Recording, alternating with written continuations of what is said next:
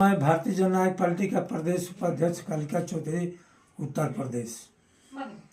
देखिए, आज समय इस समय कंडीशन भारत का क्या है, कोई संविधान के तहत कार्य नहीं हो रहा है।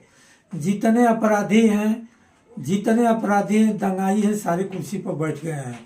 ये देश की कुर्सी हो या प्रदेश की कुर्सी हो, आज किसान परेशान है, नौजवान परेशान है, कहीं रोजगार नहीं है। मेरे मित्रों, नौजवान साथियों, आप लोगों को संघर्ष करना पड़ेगा, लड़ाई करनी पड़ेगी।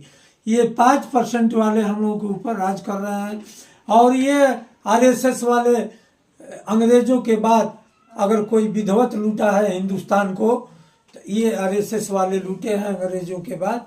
कहीं पैसा नहीं छोड़े, पूरे हिंदुस्तान को लूटने का काम किए हैं।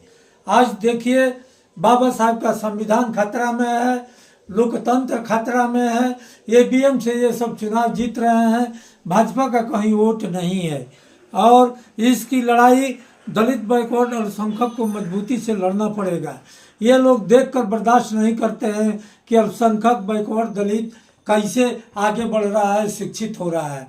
जब बैकवर्ड, दलित, अल्पसंख्यक शिक्षित हो गया, नौकरी पाने लगा, तो ये सब नौकरी ये बंद कर दिए, नोडल एजेंसी लिया दिए, जहाँ बैकवर्ड दलित का शोषण होता है, और पैसा लेकर इन लोगों को नौकरी 6 महीना कराकर तनख्वाह नहीं मिलता, फिर निकाल दिया जाता है। और सरकार इस पर ध्यान नहीं देती है।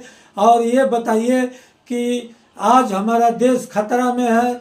आज देखिए, पार्लियामेंट में लोग बम लेकर पहुंच जा रहे हैं। ये भाजपाई कहीं दंगा करा सकते हैं? ये बताइए, हिंदू मुस्लिम करते हैं, मुसलमान बैकवर्ड दलित का आरक्षण नहीं लूटता है। लूटने वाले यही लोग हैं, सर्टिफिकेट बांटने वाले यही हैं।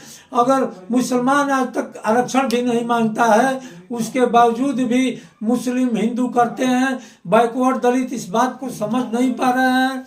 बैकवर्ड दलित अल्पसंख्यक, आप लोगों को डंडा और लाठी लेके आगे आना पड़ेगा। भारतीय जननायक पार्टी के राष्ट्रीय अध्यक्ष माननीय संतोष यादव आज टीपी लेके आए हैं। राइट टू प्रॉमिस, वादा करेंगे तो निभाना पड़ेगा, नहीं तो जेल जाना पड़ेगा। जितने समाजवादी विचारधारा के अधिकारी हैं, IAS IPS सारे पोस्ट हो गए हैं, कोई सुनने वाला नहीं है। बैकवर्ड दलित अल्पसंख्यक का, बैकवर्ड दलित अल्पसंख्यक थाने पर जाता है तो लगता है कि आतंकवादी आ गया। उस तरह से समाजवादी विचारधारा के अधिकारी व्यवहार करते हैं।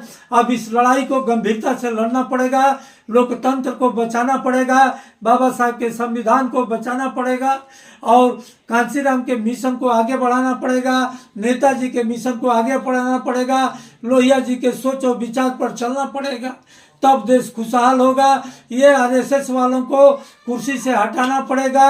ये सब हम लोगों का वोट है, और ये वोट हड़प कर ईवीएम से ये सब 5% वाले हम लोगों के ऊपर राज कर रहे हैं। सोचना पड़ेगा, विचार करना पड़ेगा। और मेरे नौजवान साथियों, आप लोगों को आगे आना पड़ेगा और क्रांति करनी पड़ेगी। इसके लिए भारतीय जननायक पार्टी के राष्ट्रीय अध्यक्ष माननीय संतोष यादव चट्टान की तरह किसान, मजदूर और नौजवानों के लिए खड़े हैं। इसी शब्दों के साथ जय हिंद, जय भारत, जय भारतीय जननायक पार्टी, जय भीम।